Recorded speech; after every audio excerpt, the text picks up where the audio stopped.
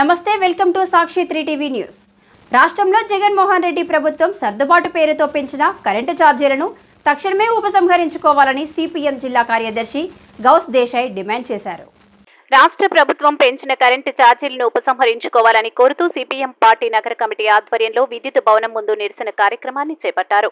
ఈ కార్యక్రమానికి CPM news city కార్యదర్శి టి రాముడు అధ్యక్షత వహించారు. ఈ కార్యక్రమంలో ముఖ్య అతిథిగా పాల్గొన్న గౌస్ దేశాయ్ మాట్లాడుతూ జగన్మోహన్ రెడ్డి అధికారంలోకి వస్తే కరెంటు ఛార్జీలు పెంచను అని చెప్పిన వ్యక్తి, మాట తప్పను మడమ తిప్పను అని ప్రజలను మోసగించిన వ్యక్తి అధికారంలోకి వచ్చిన తర్వాత బాదుడే బాదుడు కార్యక్రమాన్ని చేపట్టాడని ఆయన ఘాటుగా విమర్శించారు. కరెంటు ఛార్జీలను చూస్తే అసలు కంటే కొసరే ఎక్కువ ఉందని ఆయన యుద్ధమే చేశారు. ఇంధన సర్దుబాటు ఛార్జీ పేరుతో ప్రతి సంవత్సరం కరెంటు ఛార్జీలు పెంచి ప్రజలపై భారం వేయడం దుర్మార్గమైన చర్య అని ఆయన విమర్శించారు. ఒక వినియోగదారుడు కాల్చిన యూనిట్ ఛార్జీలు 125 రూపాయలైతే కస్టం ఛార్జీలు 3 సర్దుబాటు ఛార్జీలు కలిపి 395 రూపాయలు అవుతుందని, మొత్తం బిల్లు 519 రూపాయలు అని, కాల్చిన కరెంటు రేటు కంటే ప్రభుత్వం అదనంగా వేసే భారాలే మోయలేనంతగా ఉందని ఆయన తెలిపారు. జగన్మోహన్ రెడ్డి ప్రభుత్వం ప్రజలకు త్రిబుల్ షాక్ ఇచ్చిందని ఆయన విమర్శించారు. గతంలో ఉన్న 2 సర్దుబాటు ఛార్జీలకు అదనంగా మరో సర్దుబాటు ఛార్జీలు కలిపి జూన్ నెలలో బిల్లులు వేశారని, బిల్లులు చూసిన వినియోగదారుడు కరెంటు షాక్ ద్వారా కాకుండా బిల్లు చూసి షాక్ కి గురయ్యాడని ఆయన తెలిపారు. ఈ కార్యక్రమంలో సిపిఎం నాయకులు అంజిబాబు, సుధాకరప్ప, షరీఫ్, అబ్దుల్లా, విజయ్, నరసింహులు, రఫీక్, మహిళా సంఘం నాయకురాలు కెఎస్ పద్మ శిరీష తదితరులు పాల్గొన్నారు.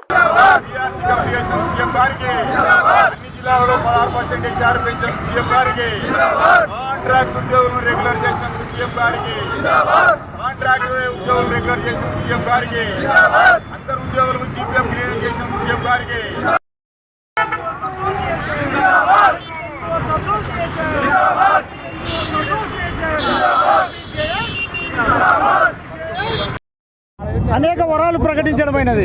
అందులో భాగంగా 12వ పిఆర్సీని ఏర్పాటు చేయడం జరిగింది.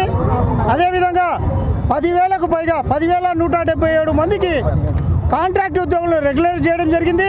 ఇది దాదాపు 30 సంవత్సరాల తర్వాత జరిగినటువంటి చారిత్రాత్మక ఘట్టం అని చెప్పి మేము తెలియజేస్తున్నాము.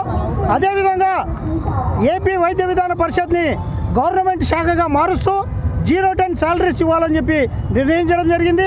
అదేవిధంగా యూనివర్సిటీల్లో, గురుకుల పాఠశాలలో, కార్పొరేషన్స్లో, గవర్నమెంట్ అండర్టేకింగ్స్లో పనిచేస్తున్నటువంటి ఉద్యోగులకు 60 నుంచి 62 సంవత్సరాలు రిటైర్మెంట్ వయసు పెంచడం జరిగింది. అదేవిధంగా 11వ పిఆర్సీకి సంబంధించిన అరియర్స్ గతంలో రిటైర్మెంట్ సమయంలో పేమెంట్ చేస్తామని చెప్పి చెప్పడం జరిగింది.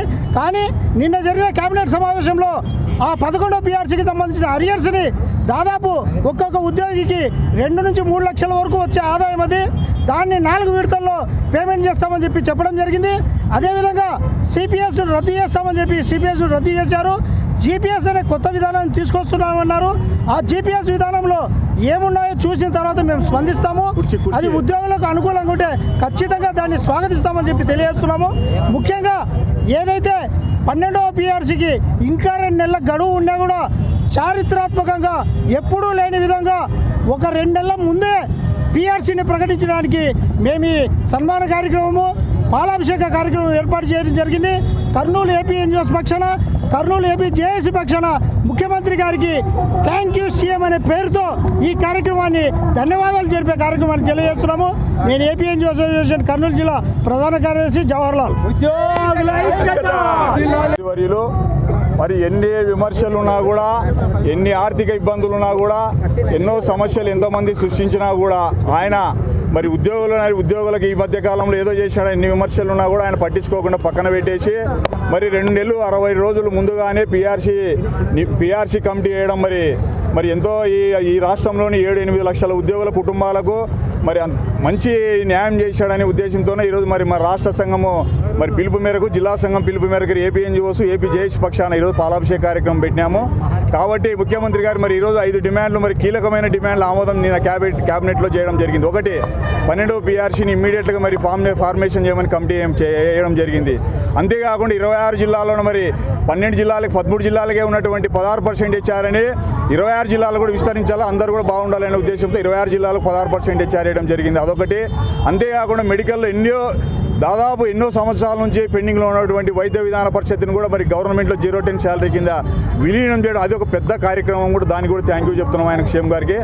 అలాగే మరి 10,000 మంది కాంట్రాక్ట్ ఉద్యోగులను రెగ్యులర్ చేయడం జరిగింది. అలాగే పోలీసులు కూడా ఈ మధ్య మరి ఎప్పుడు అడిగినా కూడా ఇప్పుడు అడిగితే కూడా చెప్తారు 2 లక్షలు 1,50,000 డిఏలు డిఏలు కాదు వాళ్ళకున్న టీఏలు ఎఫ్టీఏలు సరెండర్ లీవ్లు 1,50,000 నుంచి 2 లక్షల డబ్బులు పడినాయి పోలీసు వాళ్ళకు.